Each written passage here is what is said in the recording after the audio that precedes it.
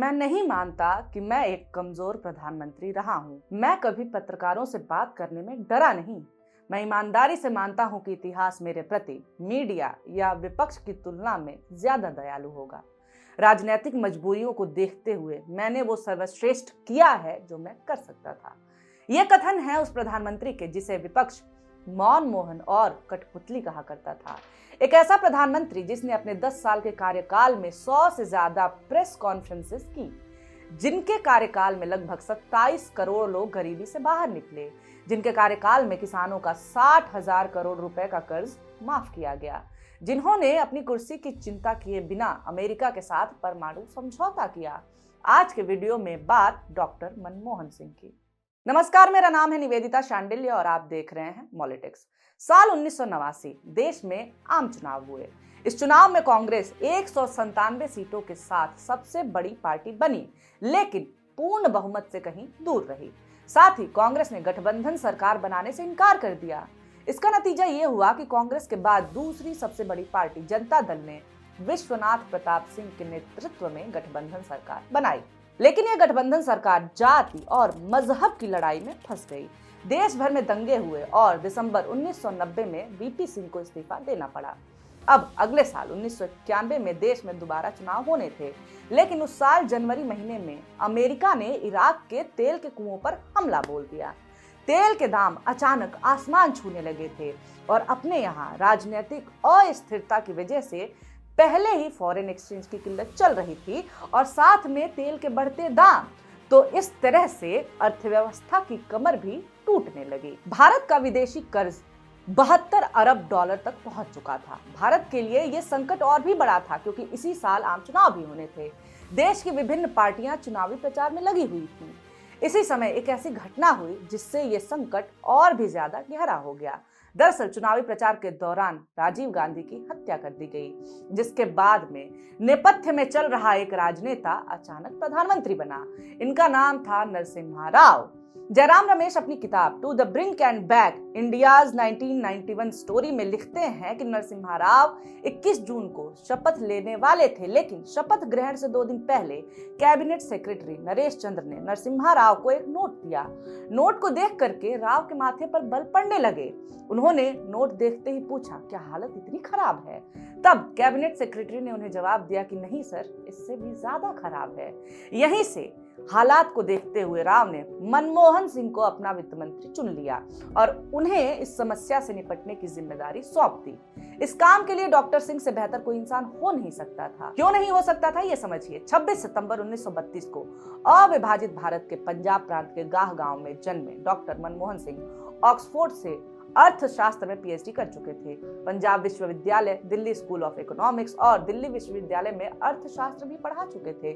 साथ ही 1972 से 76 तक भारत सरकार के मुख्य आर्थिक सलाहकार, 1982 से 85 तक भारतीय रिजर्व बैंक के गवर्नर और 85 से 1987 तक योजना आयोग के अध्यक्ष रह चुके थे। जब इन्हें वित्त मंत्री बनाया गया तो सबसे पहले इन्होंने IMF और वर्ल्ड बैंक से लोन की मांग की, क्योंकि अर्थव्यवस्था को चलाने के लिए इसकी सख्त जरूरत थी और देश के पास विदेशी मुद्रा भंडार में केवल 15 दिनों के आयात के लिए ही पैसा बचा हुआ था। लेकिन IMF और वर्ल्ड बैंक ने मदद देने से इनकार कर दिया। उनकी शर्त थी कि भारत अपनी अर्थव्यवस्था में नीतिगत बदलाव लाए, तभी हम कुछ कर सकते हैं। पैसे की इतनी किल्लत थी और अर्थव्यवस्था में नीतिगत बदलाव अचानक से संभव नहीं था। इसलिए सरकार को वो कदम उठाने पड़े जो भारत में मध्यम वर्ग का कोई भी परिवार ऐसी स्थिति में उठाता है। भारत सरकार ने RBI का 44 टन सोना गिरवी रख दिया। इस दौरान रुपए की कीमत में भारी गिरावट हो रही थी और कुछ दिनों के अंदर ही रुपए का मूल्य 18% गिर गया, जिसकी जिम्मेदारी लेते हुए डॉक्टर सिंह ने इस्तीफे की पेशकश की, लेकिन राव ने इस्तीफा स्वीकार नहीं किया।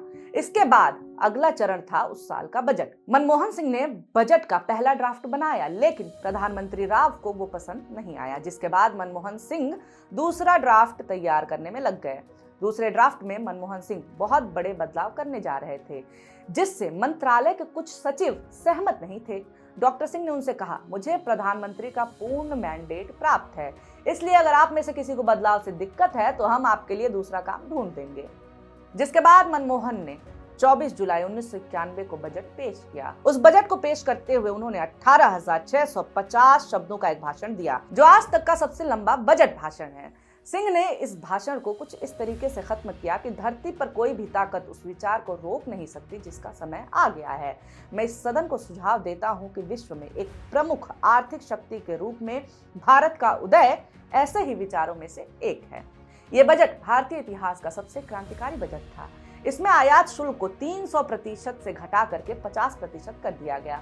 सीमा शुल्क को 220% से घटा करके 150% कर दिया गया।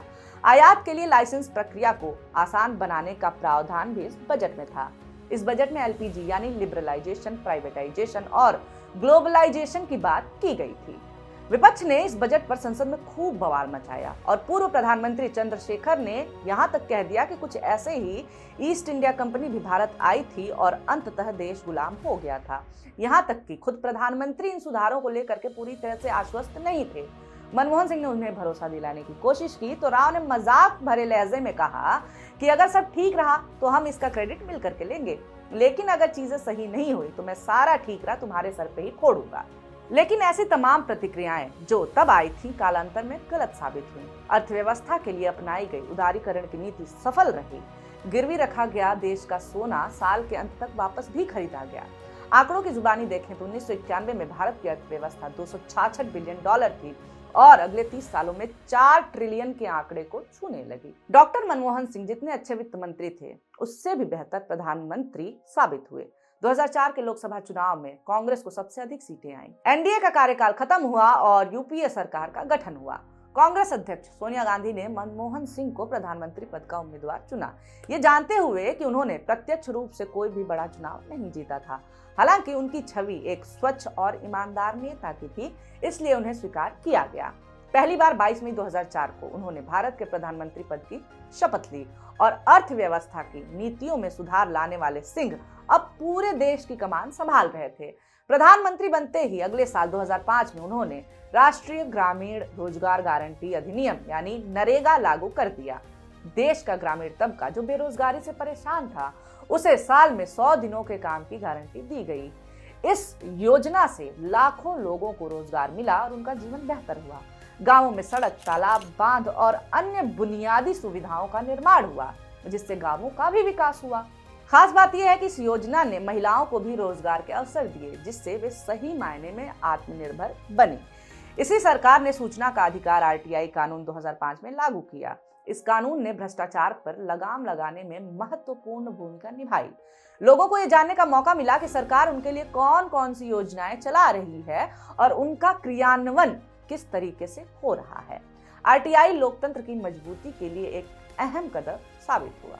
इसी साल उन्होंने अमेरिका के साथ परमाणु समझौता किया। इस समझौते को इनके कार्यकाल की सबसे महत्वपूर्ण उपलब्धि के तौर पर देखा जाता है, क्योंकि इस समझौते का सहयोगी राजनीतिक दल कड़ा विरोध कर रहे थे, जिससे मनमोहन सिंह की प्रधानमंत्री की कुर्सी भी जा सकती थी। लेकिन कड़े विरोध के बावजूद सिंह ने भारत अमेरिका असैन्य परमाणु समझौते को आगे बढ़ाया, जिसके बाद सहयोगी दलों और विपक्ष ने हंगामा खड़ा कर दिया।